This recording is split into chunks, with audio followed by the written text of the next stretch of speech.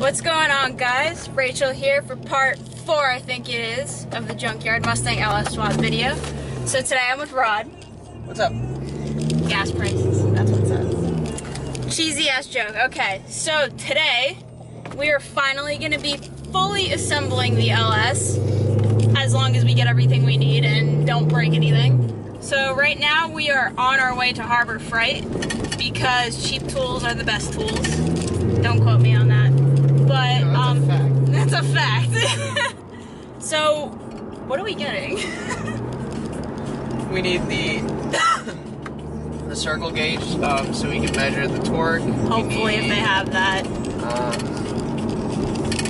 We need to soak your valley pan and your timing cover. Yeah, so we are going to be soaking my my valley cover, my windage tray, and my timing cover in some white vinegar just to get any kind of grease, dirt, paint, whatever it is. We're gonna get that off because the white vinegar will get it off, because I'm also gonna be doing the same thing with my brake rotors once we actually start tearing the car apart, because obviously it hasn't been touched, it's all been motor work.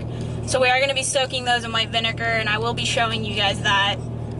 So yeah, we're gonna be getting a couple of things, and a coworker of mine gave me some Hot Rod magazines, and they have Harbor Freight coupons in them, which is great. So we're gonna see if we can use them, see what we can get, and yeah, we'll see you guys when we get to Harbor Freight.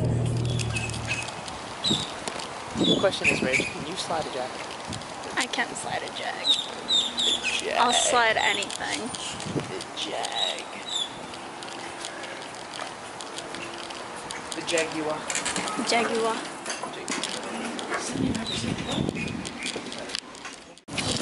Alright, so we're just leaving Harbor Freight right now. I'm gonna give a shout out to you, Amber, for noticing that I'm a vlogger, and I gave her my name and everything, so she's gonna subscribe to me. I really appreciate it. It's awesome. You know, people are really looking to be interested in what I do. So we got torque wrench, some picks, a couple small things.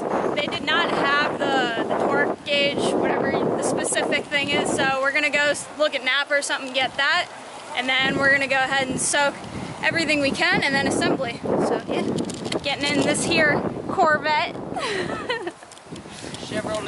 Chevrolet Corvette. The LS motor. The LS3 motor, 6.2 liter. It needs a cam. It does. Put a cam in it. Do it. Needs nitrous.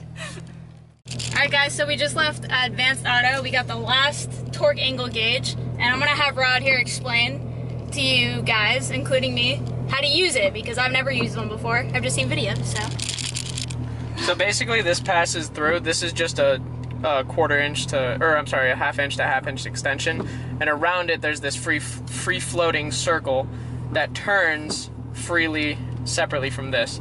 So you want to start off, you set this gauge to 0. So, 0 it out like this. Boop.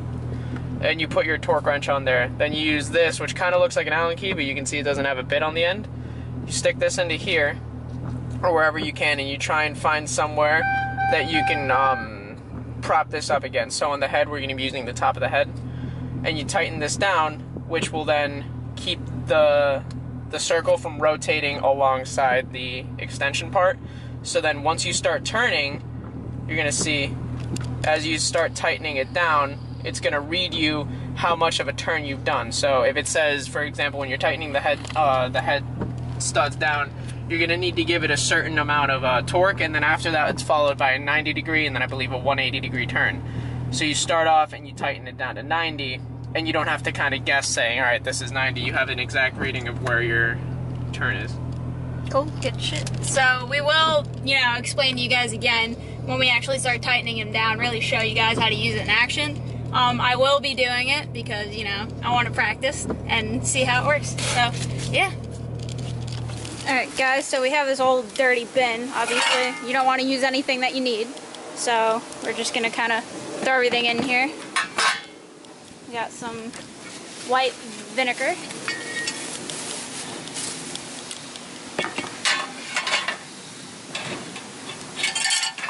This is going to smell wonderful.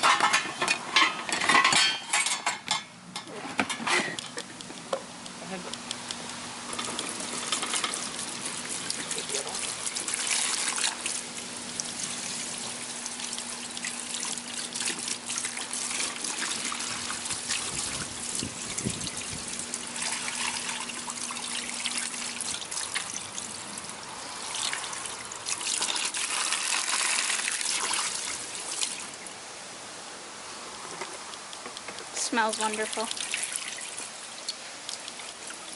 It smells as salty as my ex. Alright, so we're just probably gonna like flip them over, alternate them while they soak each side, since we don't have enough.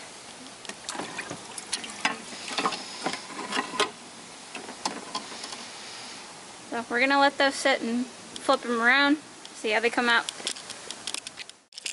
Alright guys, so it's about 8:30 at night.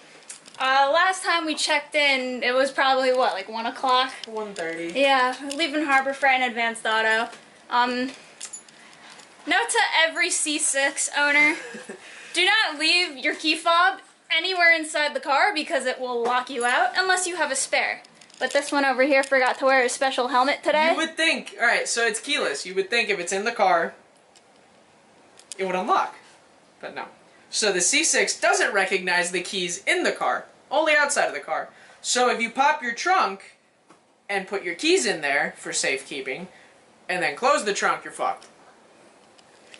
He just forgot to wear a special helmet today. So we just finished cleaning what we can. What I am going to do is paint my valley cover orange because I have some leftover paint. And I think it'll look cool, regardless that the intake manifold's going to sit on top of it. But these are the parts. They were soaking in vinegar, essentially the windage tray. And as you guys saw before, it was really filthy. There's still some burn marks, whatever, but it came out really nice. I just soaked it with degreaser, hit it with some Scotch-Brite, or the Scotch-Brite pad, got most of it off, so I'm really impressed with that, how that came out. The timing cover, of course, as long as it's smooth. I'm going to try to polish it up if I can. If anything, I'll just throw it on. That came out really nice as well. And then the valley cover, I'm letting dry for now as we're going to assemble everything. And I'm going to paint this orange, and obviously I will show you guys that. So we're going to go ahead and get to assembling. And we're resealing it. Yeah, we gotta reseal it all. Yeah, we're resealing. Sorry, I forgot to mention for any of you critics. I got a huge gasket kit for everything I need, like gaskets for, you know, your butthole, whatever you need, I got it. So, we are going to be resealing those too. Alright guys, I just got a GoPro Hero 5. I'm just going to give it a test shot. I'm essentially going to use it for the time-lapse, because, you know, every video needs a time-lapse. But I know the audio is probably not well, but I am ordering a new mic adapter and a mic for it. So I will be using the GoPro a lot. Let me know what you guys think. Unless you guys would rather have me use the camera, I have no problem doing that. Whatever you guys like, I'll do it. Oh yeah? Take that with a grain of salt, okay? Okay. You're the problem. Alright, so right now what we're gonna do, we're just wiping off the head surface one at a time. And we are gonna use acetone to get into the sleeves one more time, and then obviously yeah, and some compressed air. I have a little can for it. So yeah, we're just gonna do that. Hit the head surface with some carb cleaner, obviously make sure not to get it in there, and yeah.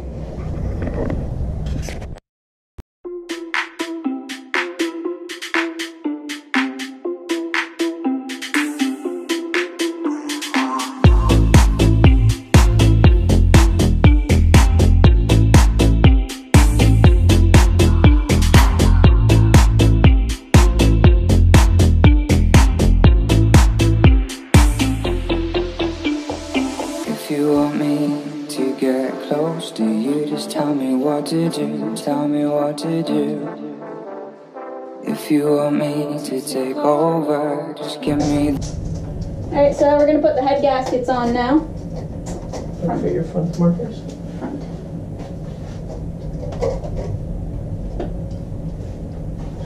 Just to show you guys real quick. I know it's hard to see. Let me get some light.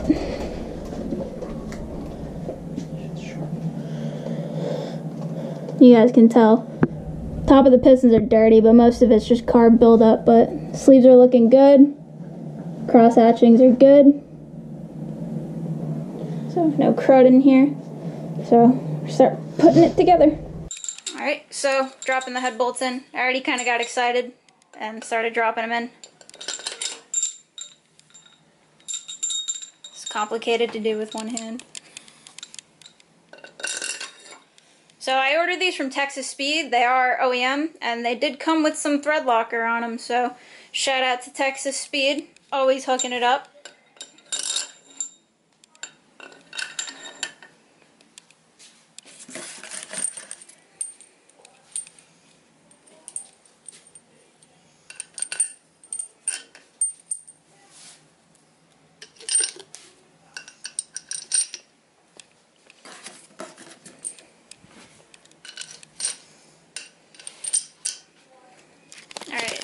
So one box down, one more to go.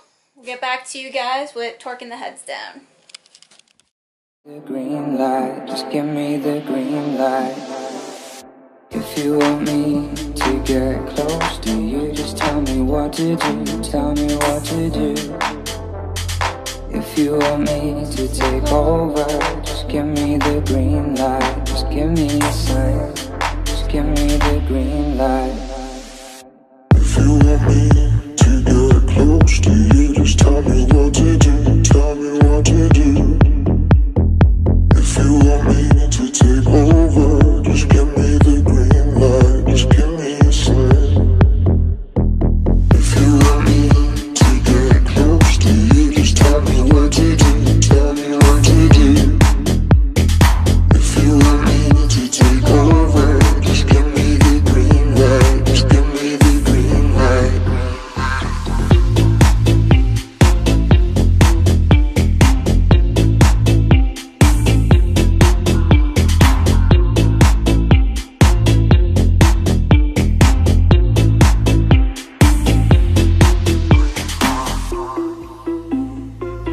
Alright, so right now we're going to be turning this 90 degrees.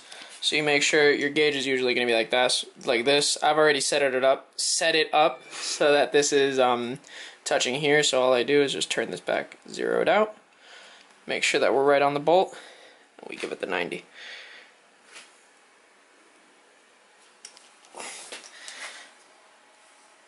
Motherfucker. 90 degrees off the bat, are you sure?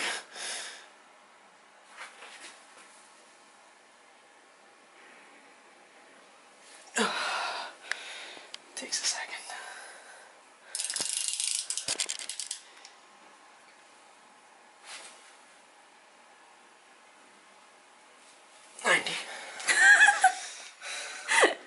Once you've done that, that bitch ain't coming off.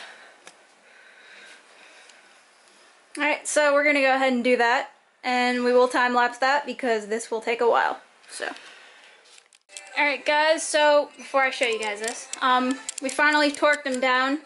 That took a little bit of a while. I'm tired. So we did do it in the sequence, and then we did the 90-degree turn and then the 70. So now we're going to drop the push rods in. As for my push rods, they are stock length. I ordered them off of Brian Tooley. And as you can see, if it wants to focus. Alright, never mind. So they're 7.400, .080 stock rod length. So we're going to slide them in now. Alright guys, so right now we're actually assembling the valve train. So we dropped the push rods in. A quick way I'm going to try to explain it, how to really feel when the push rod is really in the lifter. So what Rod showed me is like when you put the push rod in, you kind of got to shake it around and you'll feel the first lip, and once you actually push it down in, you want to like tilt the push rod a little towards the wall and ride it out and you'll feel it slip. So that's how you know, alright, it was in. So you want to go ahead and keep, you know, don't take this the wrong way, but you want to keep putting it in and out until you feel it keeps slipping off. And then once you once really... your fingers got like the gist of it. Yeah, once you actually have the feel for it, just put it in, you'll know. So that's what we did with the push rods. We did put the rockers on. We got the tray for it, and then these were from Brian Tooley, as I said. These bolts, these are stock rockers, stock rocker tray, whatever these are called. So I did get the trunnion upgrade kit on them. Kind of hard to see. And yeah, so right now Rod's tightening them down, and we'll explain that over briefly once we're done doing it by hand or by wrench. Alright, so the sequence to tighten down the rockers is as follows. So you start with your exhaust valves, You're gonna go cylinder 1, 2, 7, and 8. Now you have to make sure that you're in top dead center when you start off here. So you start with 1, 2, 7, 8. I went ahead and I drew the cylinder. So this is if you're looking at it from the top. Top dead center, cylinder 1, 2, 3, 4, 5, 6, 7, 8. This is a flat plane crank, so the firing order goes as follows. Now, yeah, I'm sorry, this isn't a flat plane crank. This is a cross plane. Then you go to your intake valves, and you do cylinders 1, 3, 4, and 5. You do the intake valve on those. Once you have these all tightened down to 22 foot-pounds, which is actually the same torque spec as the top head bolts, you're going to then rotate the crank 360 degrees. So give it a full turn, make sure everything's seated right, nothing's janky, nothing's wobbly, and then you're going to do the exhaust valves on the missing cylinders. So 3, 4, 5, 6. Then you're going to do the intake valves on 2, 6, 7, 8. Now, if you look right here, I've already gotten these hand tight to the point where you can kind of see where the cam lobe's at. And you can see cylinder number 5 here. Both the rockers are almost dead even. It's going to be the same story for cylinder number 1, cylinder number 2, and cylinder number 4. I'm sorry, cylinder number 6. Now, if you look at 8, 4, 3, and 7, these are where you're going to be getting your differences. These are going to be at different positions. So what we're going to do now is we're going to start off by doing 1, 2, 7, and 8. And we're going to tighten these down to 22 foot-pounds. Then we're going to do 3, 4, 5, and... I'm sorry, 1, 3, 4, and 5. And then we're going to spin the crank once again, and we're going to do all the missing cylinders. And once that's done, you're going to see that all these are in their exact position from the cam. You can go ahead and then rotate it as much as you want. You won't mess up the top dead center, and your timing is essentially done at that point. We're going to run the motor for about 4,000 miles, and we're going to come out here with a feeler gauge, and we're going to check it again, make sure that everything's good, all our clearances are good. This is a hydraulic roller, so you don't really have to worry about adjusting your valve lash every 5,000 to 6,000 miles, and even then, I mean, it's not going to be a high horsepower motor right now, so you don't really have to worry about that too much. We're just going to do it after the break-in to make sure everything's running fine. Cool. So we're going to go ahead and do that, and then we'll get back to you guys. Alright guys, so we're finishing up for the night. I do have to order a couple of things, but this week we're taking a trip to New York because we're going to a concert, so I gotta conserve the monies. But when I get back, not this week, but next week, I am going to be ordering my NOx sensors and my new valve covers, which I am going to surprise you guys with because they are not stock valve covers, and they will match the motor very nicely. But to finish it off, I'm going to show you guys, I slapped the intake manifold on just to have it sitting there, and yeah, let me know what you guys think. Looks like a freaking blower. This thing's crazy. But I'm really proud with the way she came out. I'm so stoked for this. Alright guys, so it's been a long day, and really huge thanks to Rod right here. He really helped me out, and he's honestly the brains behind all of this, because this is all new to me, but he retains knowledge, like memory, or retains information a lot quicker and better than I do. I'm just kind of there with the ratchet in my hand, ready to do whatever. But huge shout out to Rod, helping me out. We're gonna get this baby chopping soon. Let me know what you guys think. Don't forget to like, comment, and subscribe. Show your friend, tell your friend to show their friend, your family member, your grandma, your mama, your uncle, anyone. I appreciate it, guys. We'll catch you next time. But behind closed doors, I'm a fool for your love.